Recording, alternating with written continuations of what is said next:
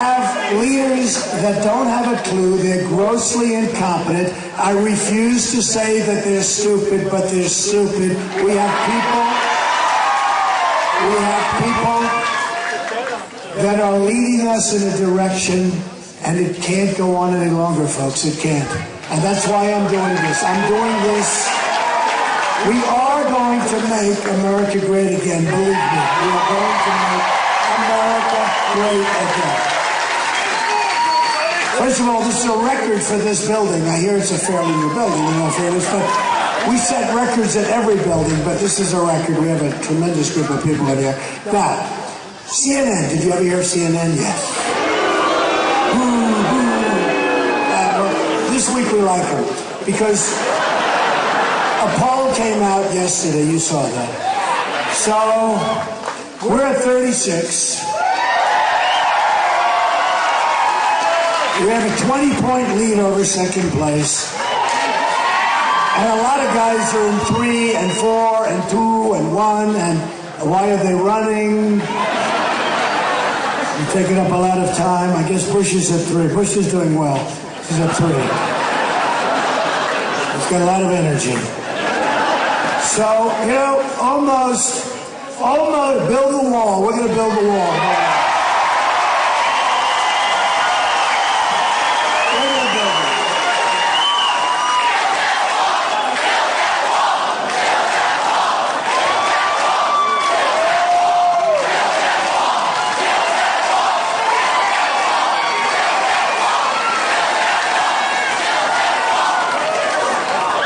We're going to build a lot of things. We're going to build the wall. We're going to rebuild our infrastructure. By the way, the wall, Mexico will be paying for the wall. Believe me. Believe me. So, we'll talk about the wall. We'll talk about security. You know, it's changed a little bit, because over the first period of time, I talked about trade. I talked about China. I talked about how we're being ripped off by everybody in the world, and we are being ripped. We are being ripped off like nobody has ever. You know, what China has done to us is the greatest theft in the history of the world. It really is. If you look at the jobs, the money, the base, everything, they've taken it. And you know what? I love the Chinese. I love everything's fine. I sell them apartments for a fortune, right? The biggest bank in the world is a Chinese bank. They're my tenant. They pay me rent every single month. I don't have to worry about the rent not coming in, right? But we have the greatest business people in the world. Carl Icahn, who's a friend of mine, is a great success and a great negotiator. He's endorsed me. Many of these folks have endorsed me. Even the business leaders that hate me, in some cases, have endorsed me because they know I'm good at what I do. It's very simple. And honestly, and they want to see our country be great again. They want to see our country come back. You know, they're proud of our country too. And they feel foolish when they see the kind of deals. You look at, as an example, Japan. They're sending us cars, thousands and thousands, and then millions of cars. The biggest ships I've ever seen, going to Los Angeles, going to the harbor. You'll see the biggest ships you've ever seen. The cars pouring off. You know what we send them? Practically nothing. It's a one-way street. We owe Japan $1.5 trillion. It's like a magic show. They take our jobs, they take our money, and we owe them money. You say, how does that work? Now China, we owe the same thing. It's very interesting. We owe them 1.5 trillion, not billion. We owe them 1.5 trillion. Okay, so they take our everything. But we're going to change it around. So with China, almost almost $400 billion a year in trade imbalance. That means $400 billion in trade. We can't go on like this. Japan, $75 billion a year. Mexico, $45 billion a year, and that doesn't include drugs going back and forth. You can probably triple it. You want to know the truth. Did you ever see the wall they have? It was in one of the magazines where the wall's like this, and they built a ramp to go over the wall. A little ramp. Okay, I'm really good at building, I want to tell you. They built it. We're going to have a wall. By the way, that I gotta make it good. It's gonna be really big. It's gonna be really powerful. And you know why, right? Because it's gonna be so beautiful, I have to make it artistically beautiful. It's gonna be the most beautiful wall, much nicer. The Great Wall of China is think of it, 2,000 years old, right? He knows, he's a student. 2,000 years old. It's 13,000 miles long. Ours, we actually need a little more than 1,000. It's 2,000 miles, but we need a little because we have a lot of natural barriers. So we can't do 1,000, but 2,000 years ago, a much bigger wall. It won't be bigger than mine, by the way. Mine's big. In fact, I'll make sure that mine's at least 1 foot higher than the Great Wall of China. Okay? I do that with buildings. You know, in Chicago, I built a great building, and it was going to be the tallest building, right? Right? Oh, yeah. I didn't even think about it. Yeah, a lot of you people use that building. It's a great building. Right on the river, beautiful, best location. I went in, I built it in bad times. I got it built, came out, it's wonderful. But, you know, that was going to be the tallest building, and then the World Trade Center hit. And I said, you know what? Maybe it's not such a good thing. Maybe we'll make it. So I made it a little bit shorter. I actually did. First time in my life I made something shorter. After the World Trade Center, which was done by disgusting people. You know, when they attacked Pearl Harbor, at least they attacked the military, right? The Japanese attacked Pearl Harbor.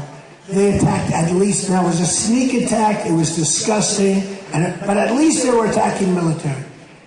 World Trade Center, they attacked civilians having breakfast. They attacked people in office buildings. They attacked people in a hotel. And I'll tell you what, folks, we're going to be so vigilant, we're going to be so careful, we're going to be so tough and so mean and so nasty, we have to be.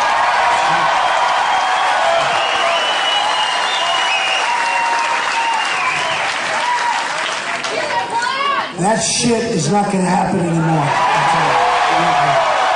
Not going to happen anymore.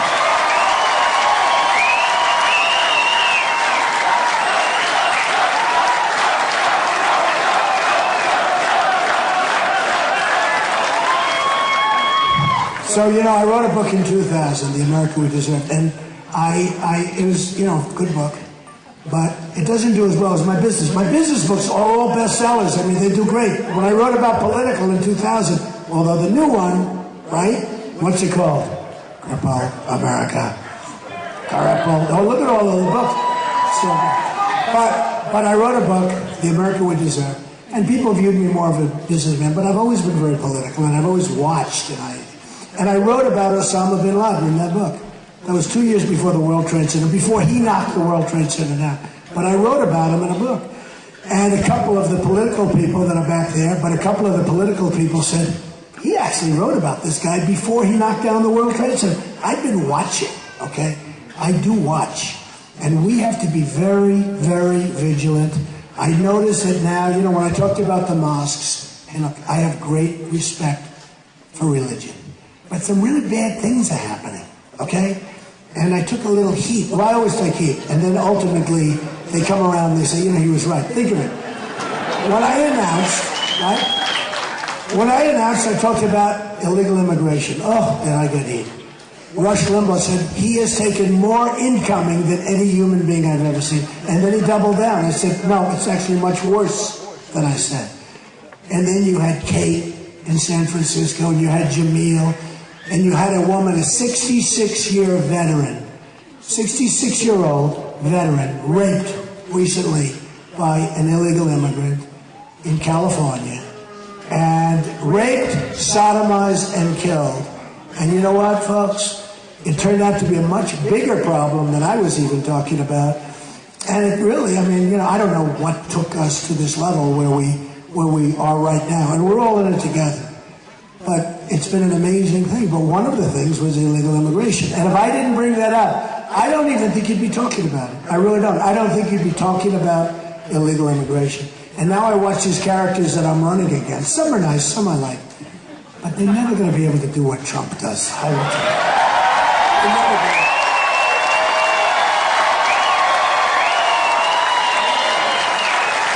They're never going to do it.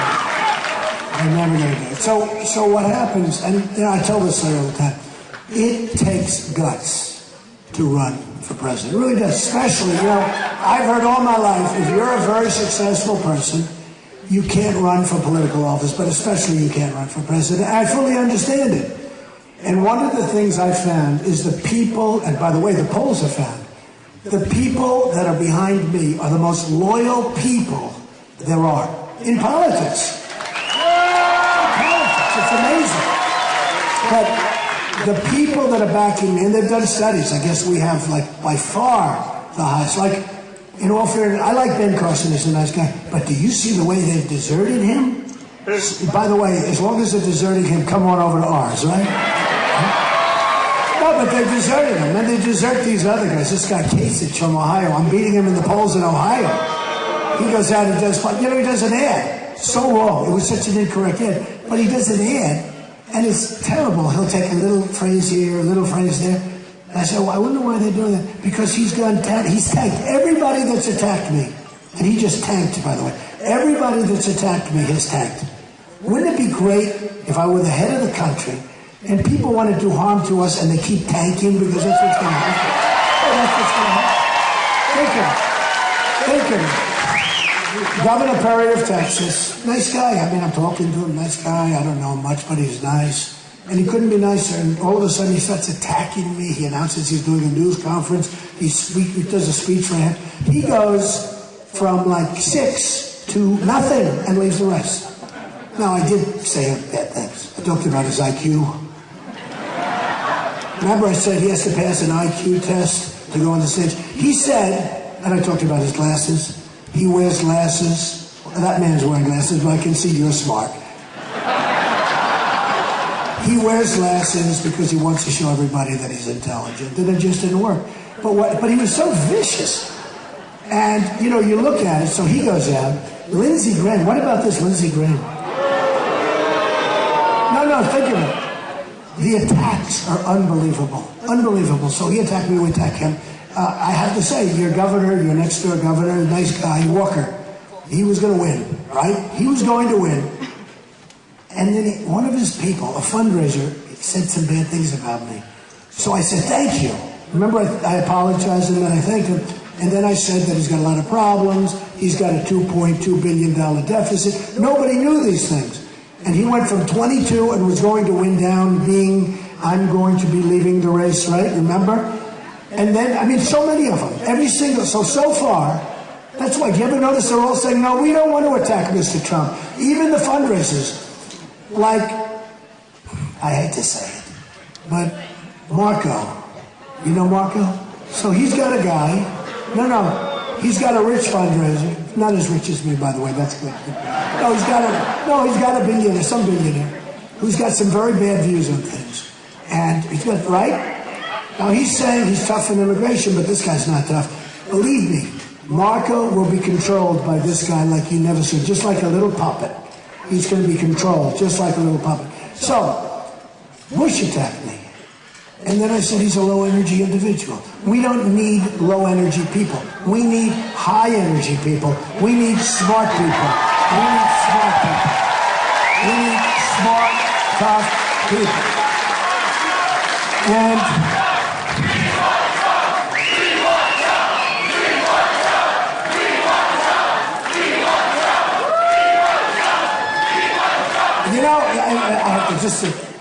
it's like this all over.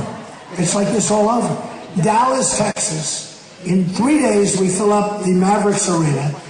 We actually filled it up in 1 day. Mark Cuban called. He said, do you want to use the arena? I said, yeah. It was Thursday. I said, when can we use it? Monday. I said, how many seats do you have in there? 20,000. We filled it up immediately.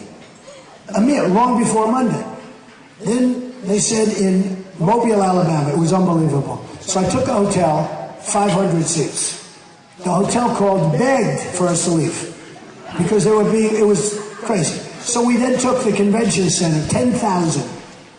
They called and they said, it's too many people, we can't do it. So we ended up taking a football stadium with 35,000 people. It was a love fest. So in Oklahoma, we had 20,000 people. It was incredible. But all over, We go to New Hampshire, all over. It's every single venue is packed. I mean, the only thing that stops the size of the crowd is the size of the venue. But New Hampshire's been unbelievable. You know, look at this, Iowa. Up in Spencer, they broke their record. Their all-time record. It's been there, how long? A long time, that arena, right? It broke their record.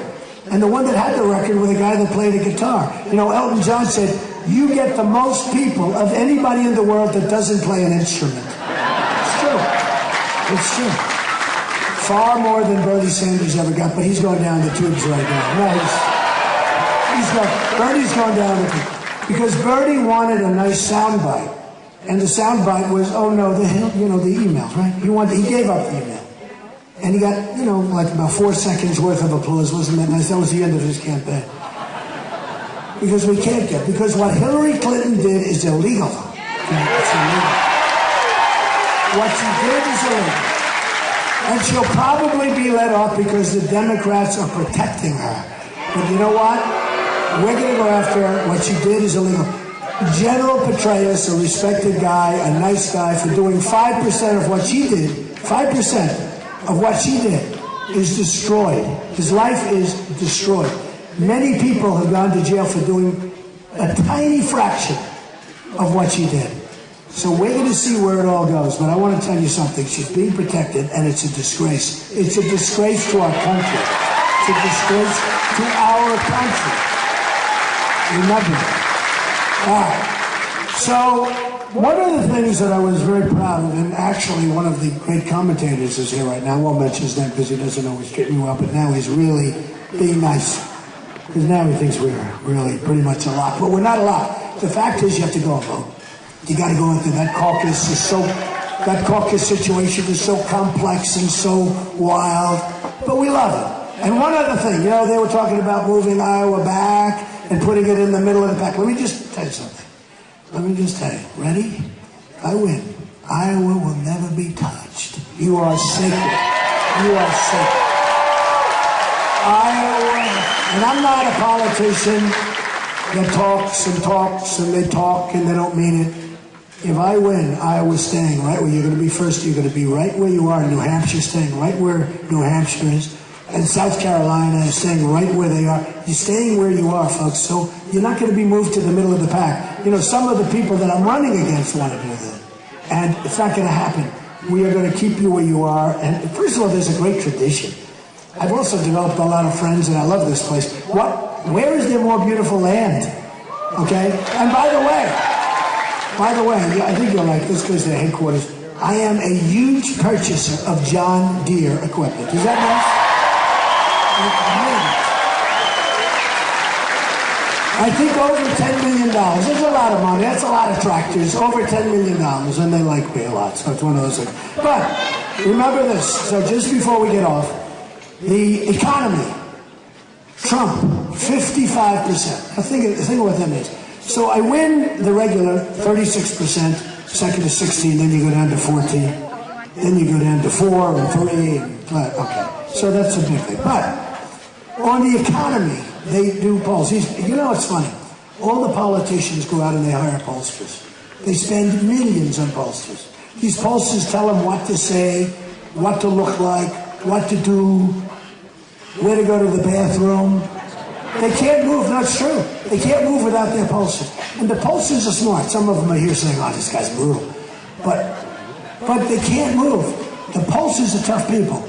They get hundreds and hundreds of thousands of dollars for doing this work, right? And they tell the candidate is afraid to make a decision, right? With me, my pollster's me. If it's right, it's right. If it's wrong, you're going to know. It's really right. It's right. And I can afford thousands of pollsters. I don't care about pollsters. You know what I always say about pollsters? If they were so good, why aren't they running? Why aren't they?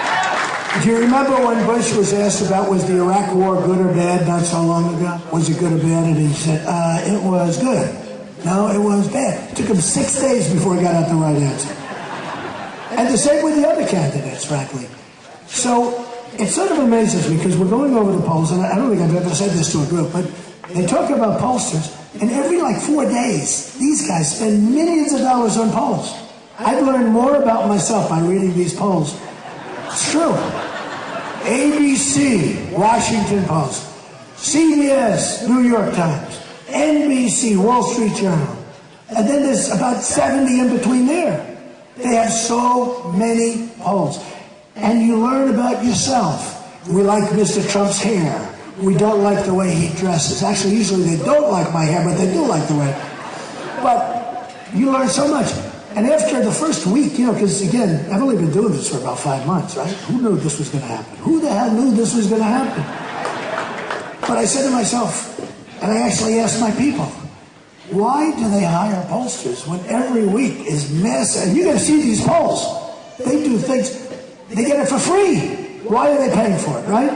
So one of the things that came in the CNN poll, that on the economy, Trump is 55, everyone else is like not. I mean, when you have 55%, you have 55% with 15 people. Who ever heard of anything like that? I think it's actually probably, honestly, never happened.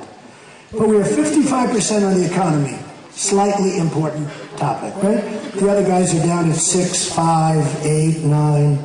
On illegal immigration, I'm the king. 48% illegal immigration, 48% Trump. And the other guys are in the, 6s and 3s, 2s, 1s, 0s. Pretty bad. On the budget, thing called the budget of our nation, I'm at 51%. The other guys are nothing. On foreign policy, I totally dominate, and which is a little strange, because they said, well, but I know a lot about foreign policy. I'm the one that said attack the oil 3 years ago. Have I been saying it for 3 years? Attack the frickin' oil. Right?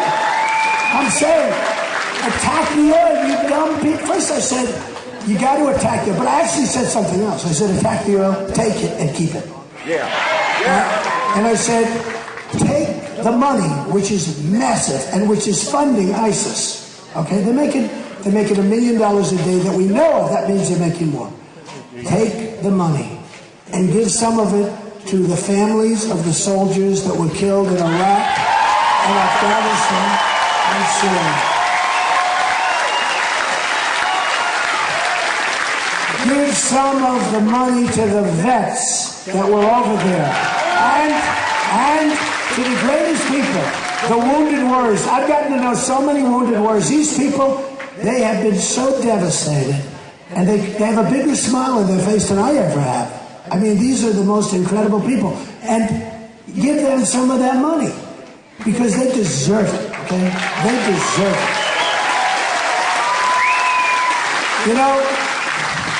We sent 2,300 Humvees over. You know that, right?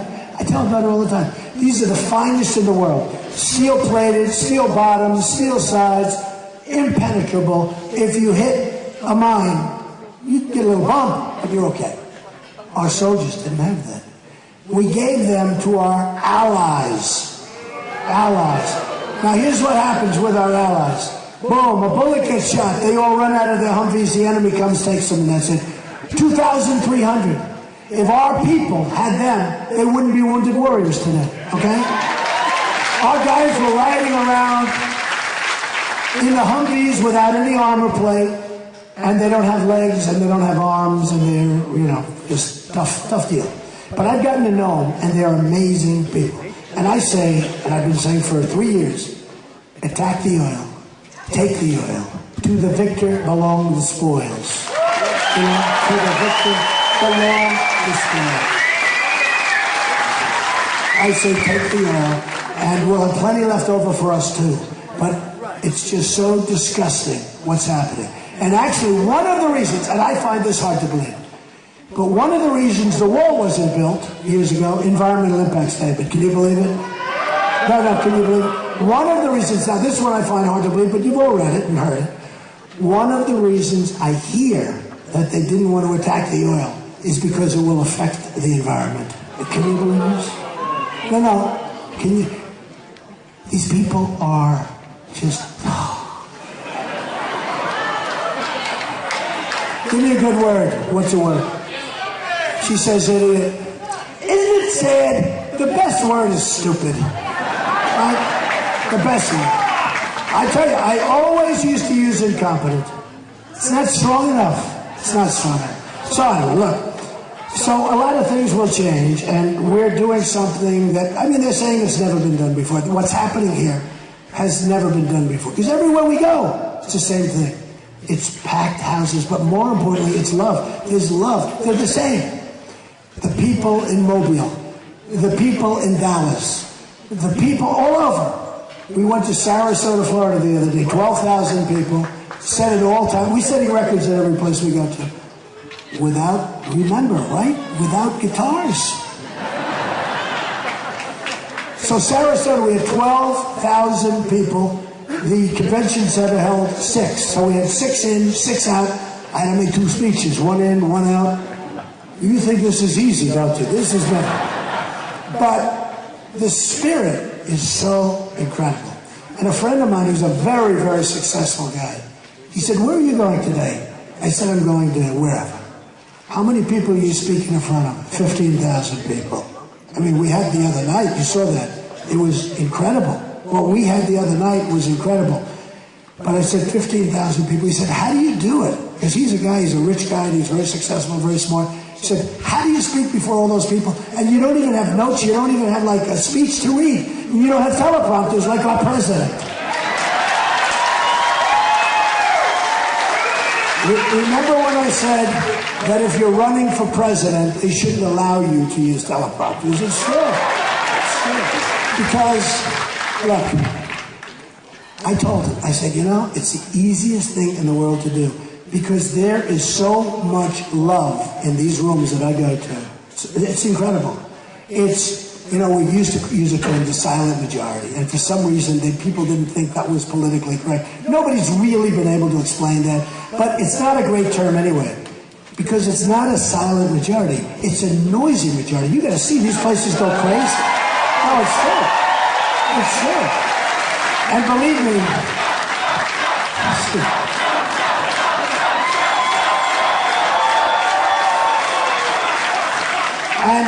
and believe me, people know, and the other side sees what's going on. Part of the poll, of the Fox poll that just came out, is that Hillary Clinton easily gets beaten by a guy named Trump. Easily. And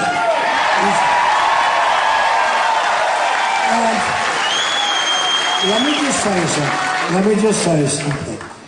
Hillary Clinton will be easy. I think she's going to run because I think they're going to give her a free pass. There is a statute of limitations, by the way. You'll figure that one out later.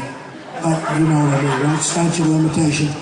But Hillary Clinton, she doesn't have the strength and she doesn't have the stamina to be president. Tell her.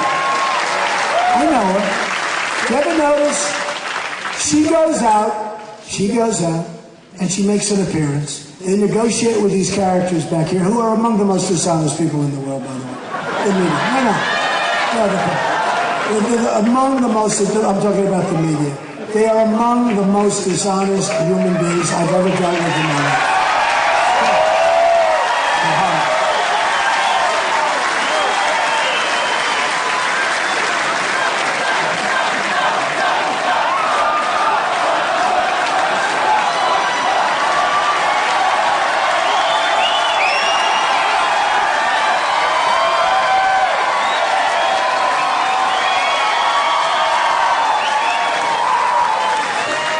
But did you ever notice that Hillary Clinton, she'll go and they'll negotiate with the press for, I hear it's brutal.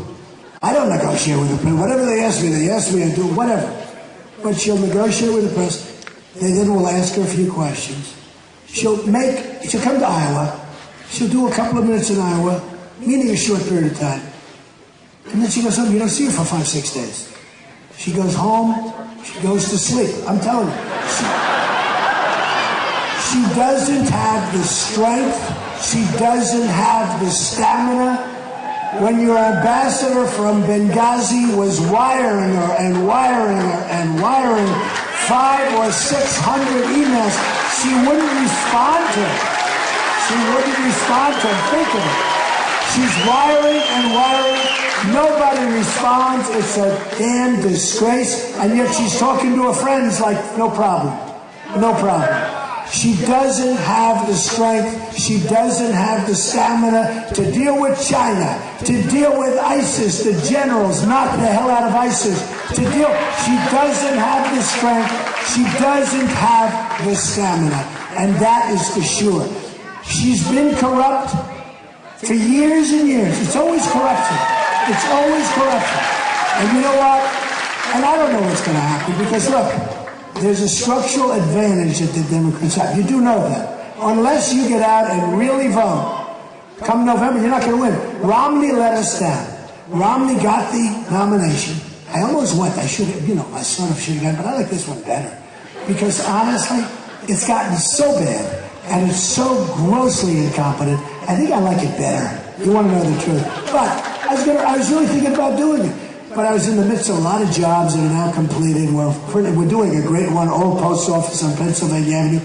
Under budget, ahead of schedule. That's the way our country should be. That's the way our country should be. I mean, that's what we should be doing. But, so Hillary, do you ever notice so? You don't see her for 4 or 5 days. Then 4 or 5 days later, she awakens, puts on her pantsuit, goes out, and does a press conference. She throws on the old pantsuit, that's it. But you know what? Let me tell you. Foreign policy, Trump wins. So you saw the problem in Paris was disgusting. And by the way, speaking of that problem, if some of those people had guns in their pocket,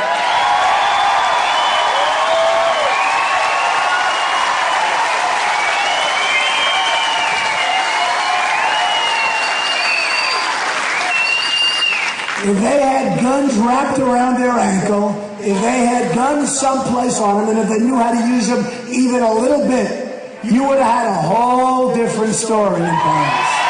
Okay. And about what happened to us just now with the 2 sleazebags that did what they did, where they killed 14 people and probably end up being more than that by the time it's over with because people are in very, very serious shape. But if there were a couple of people in that room that had guns, if this guy here or this guy here or that guy or that woman, if you had guns, would have been a different story, right? Nobody had guns. If a little while back, how about we had 2 great, really talented soldiers, phenomenal marksmen, and they had a gun-free zone on a military base.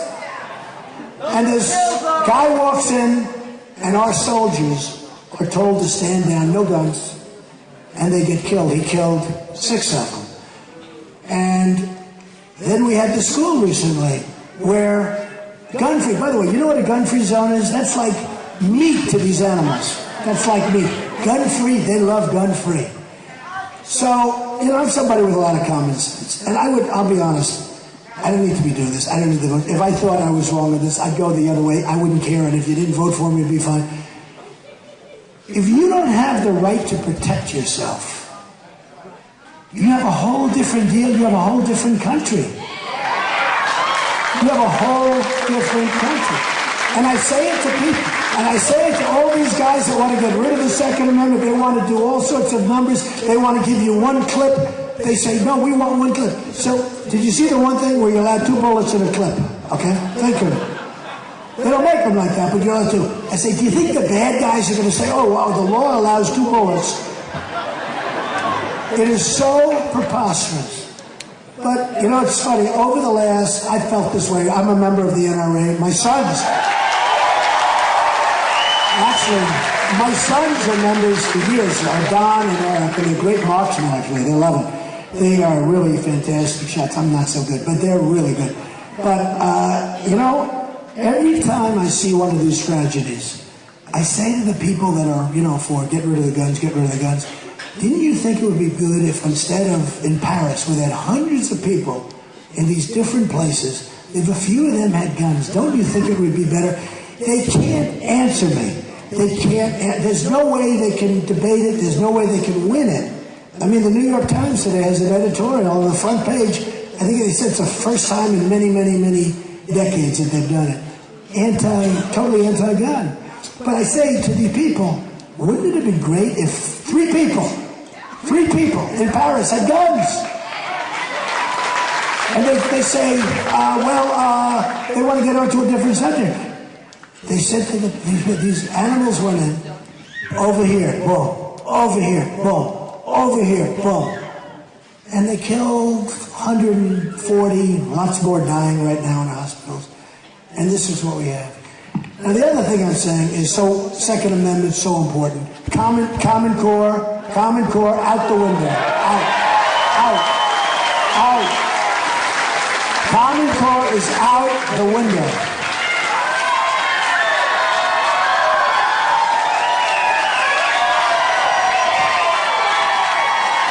Common Core is, can you imagine, who knows more about Washington? I've been in politics all my life. People say, well, I had been in politics all over the world, because when you build, and in all fairness, I get along with Democrats, I get along with everybody.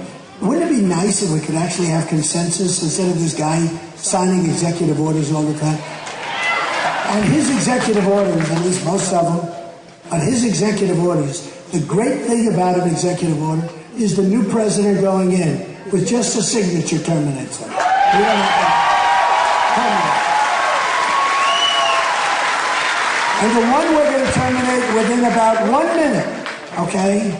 I'm going to probably take my gloves off or whatever the hell I'm wearing. But the one on the border that allows people to pour through. Now, we've had some pretty good court cases, actually. Very nice. But who needs the courts? It's going to be terminated immediately. So we are going to have people come in, but they're going to come in legally, okay? So that gets terminated.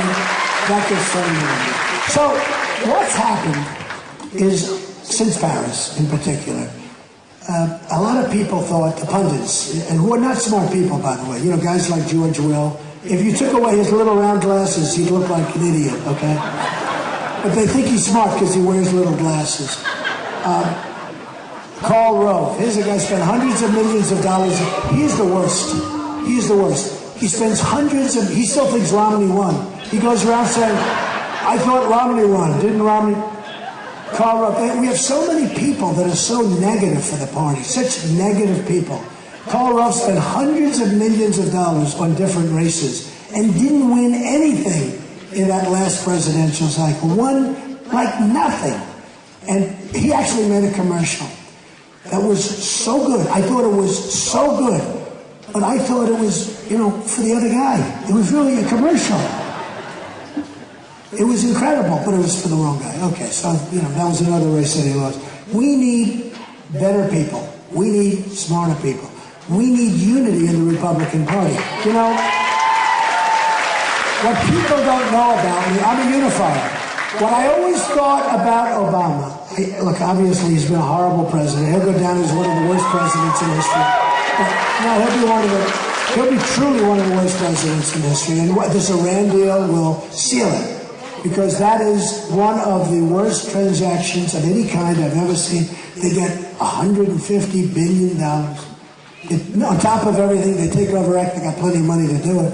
And they don't need nuclear anymore. They can buy it. They got $150 billion. How about where they self-police? So they'll call up, we think you're doing something over there. Well, we'll go check. Mr. President, I really promise we're not doing this. And then they have the 24 days for, frankly, less important sites. And the 24 days doesn't kick in until after a process. And then we don't even get up for $150 billion and a loss on every single point. We don't even get our prisoners back. And I will tell you, our prisoners, if I get elected, will be back before I ever take that office. I promise you that.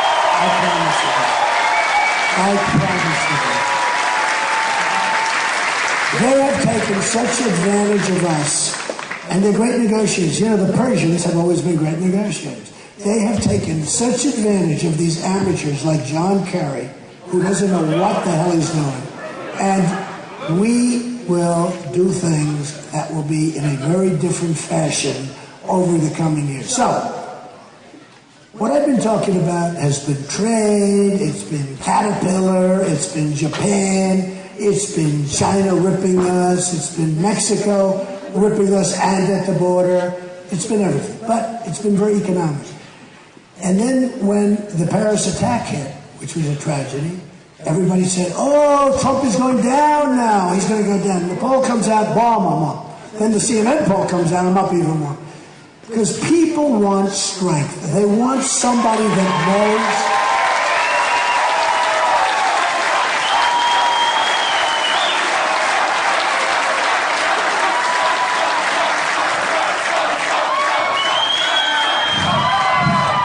I like those people. You know, by the way, if you want to be famous, they have the best seat. But you have the best seat. But if you want to be famous, they have the best seat. You're going to all be very famous. You'll watch yourself on television. I'm the only guy who makes a speech. You have all these crazy cameras coming. But I will. I love you too, darling.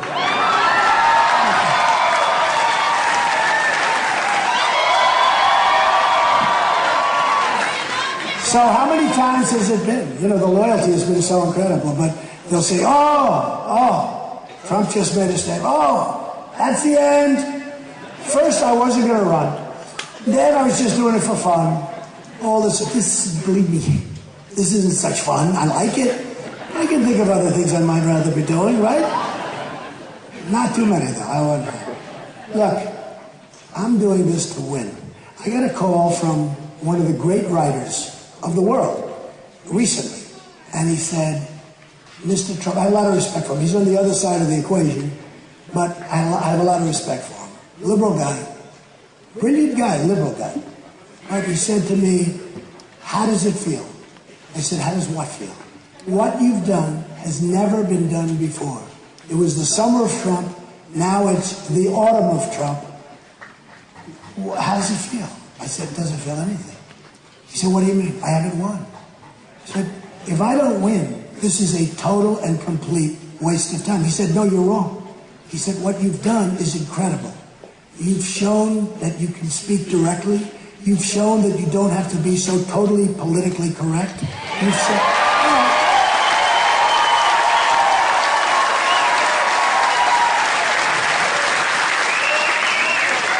he said, you've shown a lot of things, but he said, what you've done, never been done before. I said, I disagree. If I don't win, I have wasted, totally wasted my time. Okay? And that's the way I feel. Because if I don't win, what am I going to do? Sit home, watch some incompetent person setting the budget, dealing with ISIS, they don't know how to deal. I mean, honestly, seriously. And I know the guys are running. And by the way, some of them are fine. Okay? But they can't do what we're going to do, folks. They can't.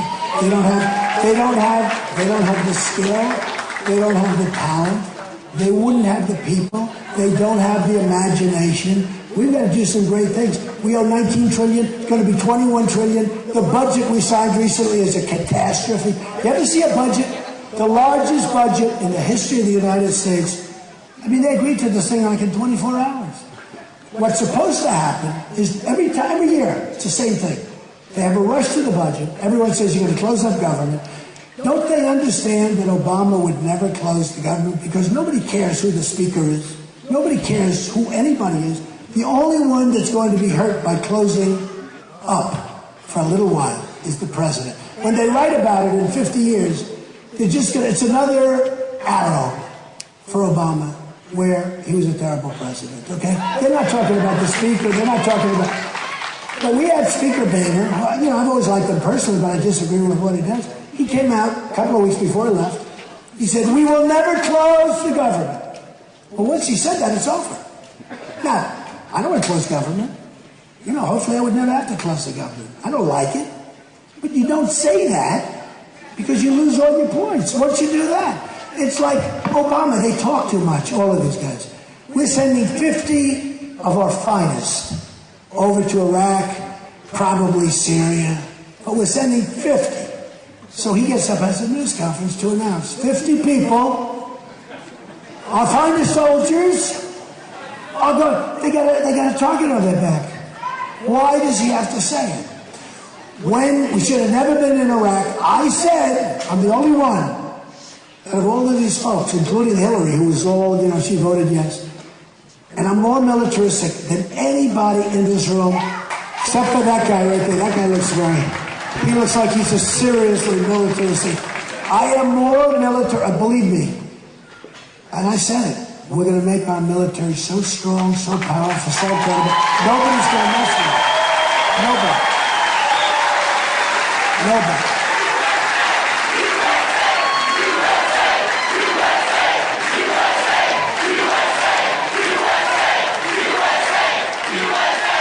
Nobody's going to mess. But you have to know when to use it. And I said, if you do that, if you attack Iraq and Iran were the same militarily, same exact strength. They fought forever. That's all they do is fight. Over there, they just fight. They don't know what the hell they're even fighting about. They fight. I want to come back, I want to rebuild our country. All they want to do is fight.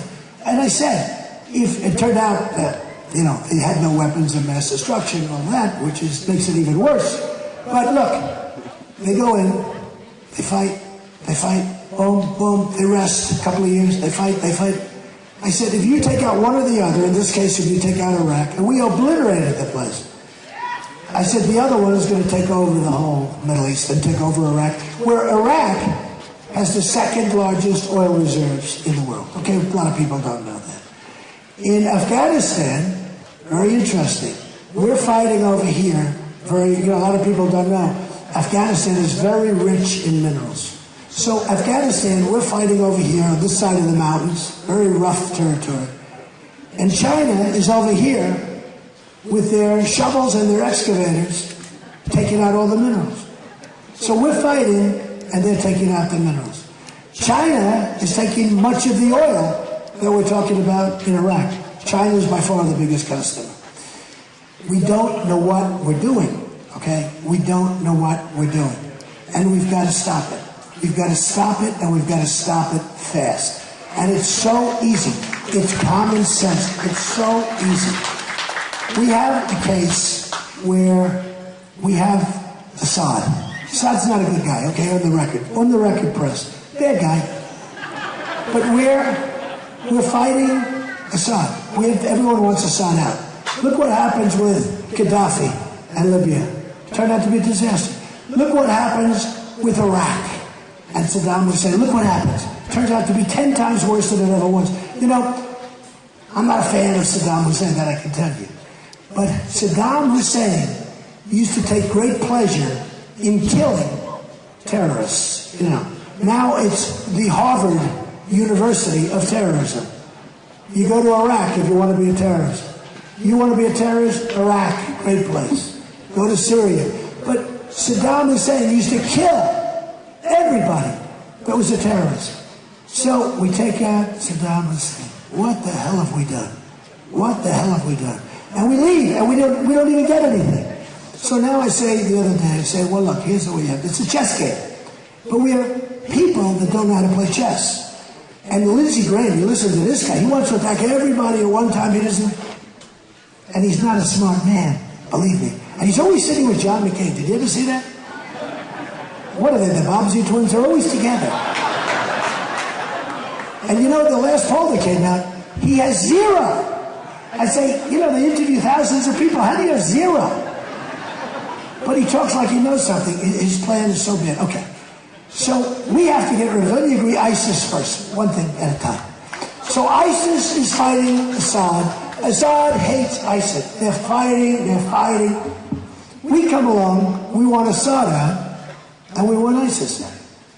Now, if we attack ISIS, and as we attack ISIS, Assad can't believe how lucky he got.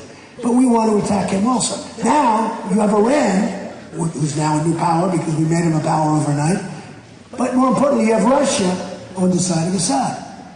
So, we're going to attack Russia. I don't know. Somehow, Syria and World War III don't go along great to me. But more importantly, I want ISIS. These people are cutting off our Christians' heads, our Christian brothers' heads. They are cutting off the heads of people. We haven't seen this since medieval times. We haven't seen it since medieval times. You're right about that with Saudi Arabia. But we have to attack one at a time.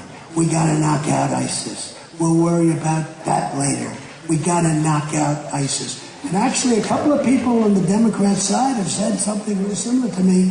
They took a little heat. But everybody that talks to them, you watch the debates, they win them so easily. Bottom line is this. We have a military.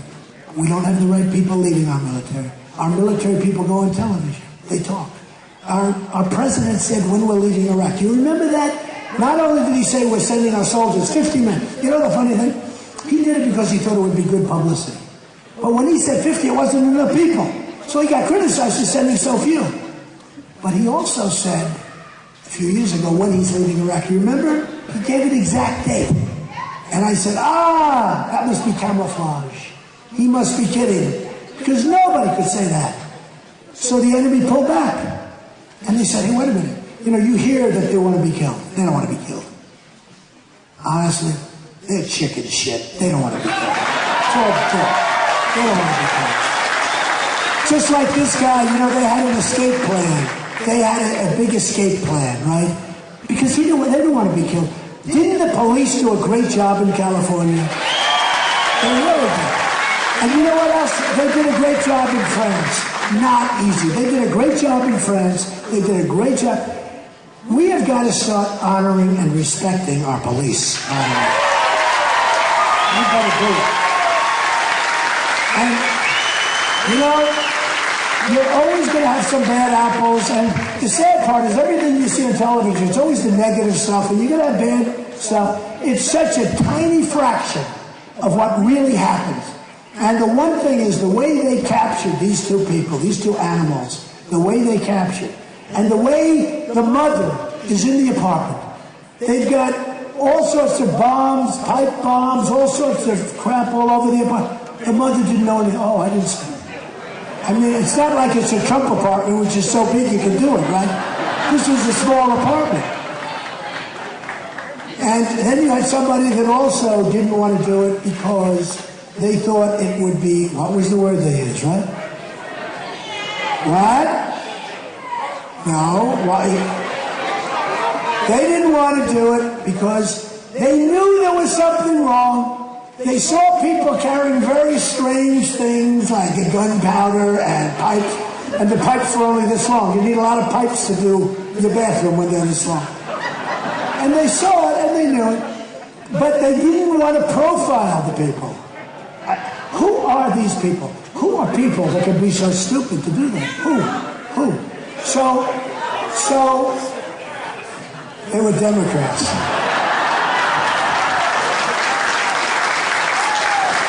I was going to say there was something else, but I won't say because I'm just got myself in trouble. I wonder really what. I watched the sister of the guy last night on television, right? And I'm pretty good at this stuff. And I watched her. She had the veil, the whole thing. And she's talking about the brother. First of all, her brother was killed a few days ago. She's not at all. I mean, she's talking like. In fact, she said, "I think I have to go now. My time's up." And you never said, right? So matter of fact. I thought she was lying so much. I'm good at this. I thought she was a total liar. I watched her being interviewed last night, right? She lied about him. She didn't know. She didn't know he felt this way. She knew. And a lot of other people knew too. And we better be vigilant. I was watching some of these people that I'm running against, and all of a sudden they're talking about vigilance. I was using the word. They're talking about the same things that I said a week ago. Took heat for, but didn't change. I don't change. Whatever it is, it is. Now they're saying it. They're saying it. Just like the illegal immigration. I didn't change. Now they're all saying it. But we've got to be vigilant. We've got to be tough. We've got to be smart.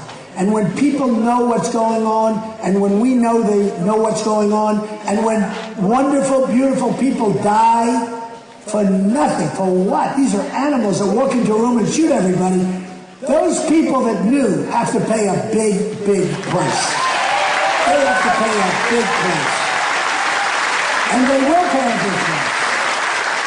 Because I'm watching this, and it's like, give me a break. I'm watching all these people about the racial profiling. I don't believe that for a second. These people knew what was going on, and there was more than the two of them, and there probably is a lot more out there than the two of them. And we better get really tough and really smart, and we better do it quickly. So